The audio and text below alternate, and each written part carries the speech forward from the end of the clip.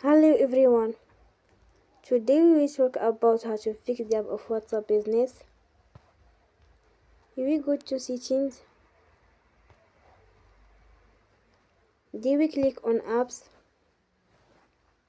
After that you will search the app WhatsApp business and we click.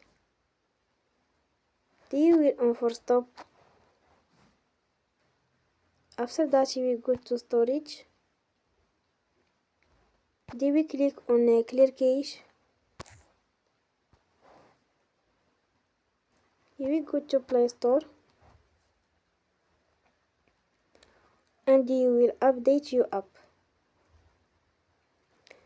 Don't forget to support us by like and subscribe. See you next time and thank you for watching.